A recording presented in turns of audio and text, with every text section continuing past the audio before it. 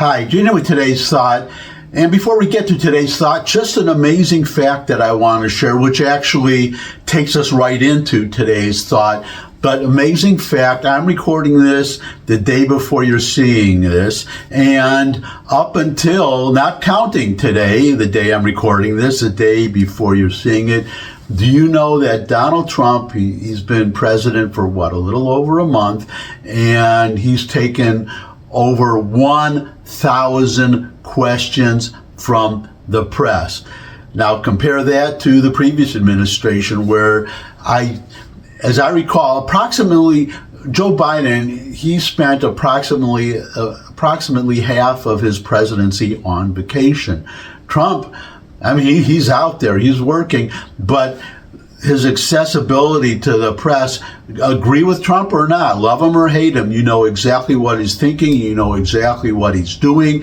He probably can't walk to the men's room without taking questions from the press. Where he goes, if the press is there, he goes to them and he answers questions, which brings us to today, where we add to the 1,000 questions. And Trump today just held his first cabinet meeting, and they showed, not the whole thing, a lot of it, I understand it's probably may still be going on as I'm recording this, but the part where the public was able to see, it went on for a long, long time. We were able to see the cabinet meeting. Now, I was expecting it to be something boring, but it wasn't. It was very interesting hearing from Trump and the various cabinet members what they're doing. Oh, and Elon Musk was there. So you may have read stories about complaints about Elon Musk and the emails the email he sent out asking for every employees to email him back with bullet points of 5 things that he did. I'm not going to get off track on that today.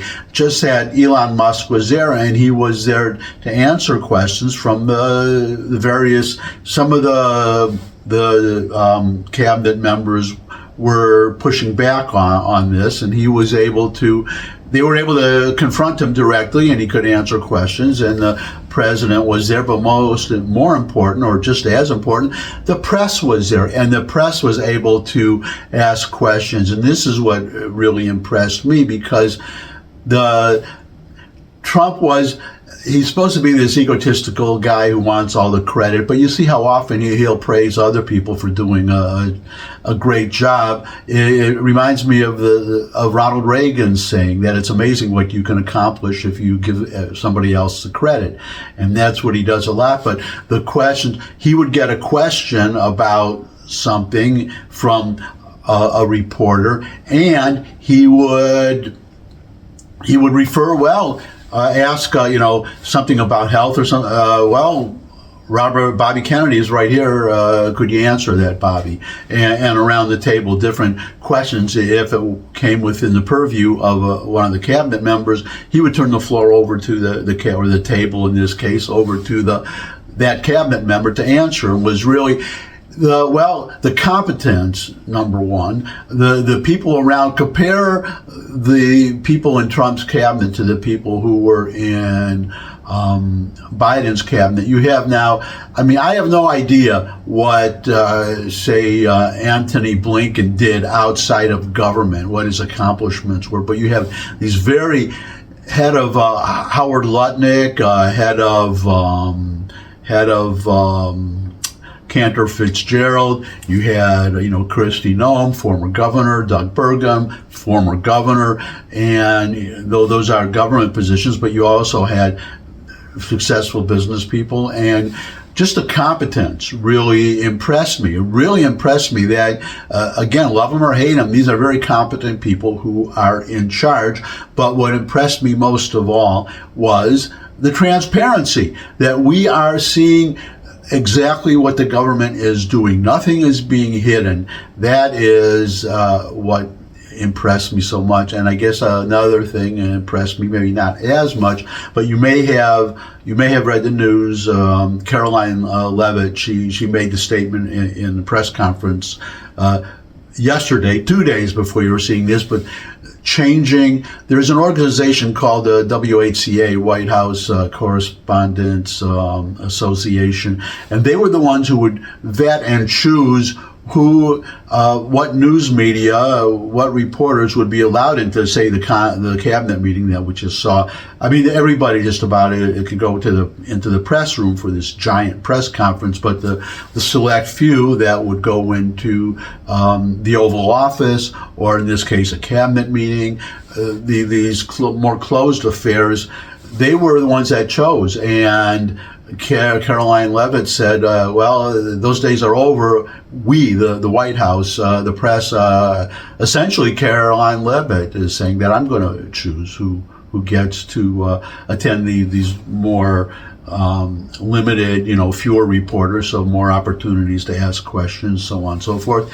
And you saw that today because you got some hostile questions, but then you got some non-hostile questions. You can decide for yourself which were the better questions if you go back and replay this cabinet meeting or anything, such event that might happen in the future. The point is that you're having a greater variety of people there. You're having, you'll have the Gateway Pundit there. That's a very conservative site, but you also have the Huffington Post, which is a liberal site.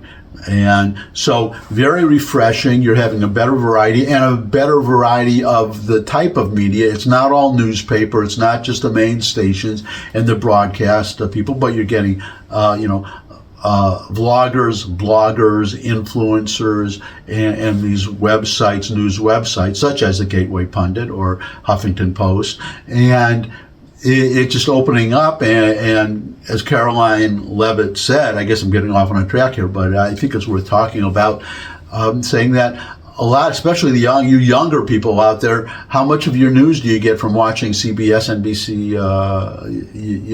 The number is fewer, and I mean, even I don't. I've said this in the past, believe it or not, won't dwell on it. I don't even own a TV.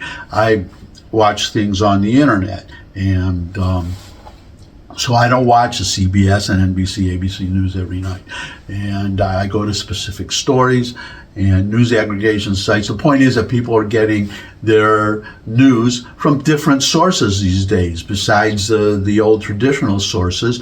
And why should they not be admitted to these, what they call, the reporters call them gaggles, these say cabinet meetings and Oval Office meetings, and the press conference room too, the press room, because these people were not even admitted there. They added seats to get them. It was all NBC, CBS, and a few others, MSNBC, and the big ones, the big stations. They would get the front row always.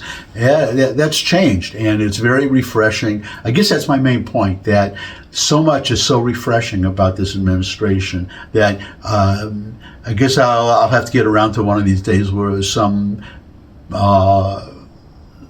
issues where I really strongly disagree with this administration, mostly Ukraine, and I suppose many of you will disagree with me, but that's for another day. Just the competence and the transparency, very impressive, and very happy that Joe Biden is not president, and especially happy that, well, could you imagine if Kamala Harris were president, the kind of administration we would have?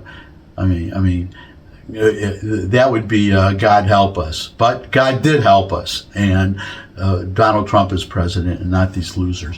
And that's it. And, no losers visiting this site. I know that. And so since you're all winners, I'd love to hear from you. So if you have any comments, comment section below the video. Share this video with anyone you think would benefit from it. If you could subscribe, that would really be great.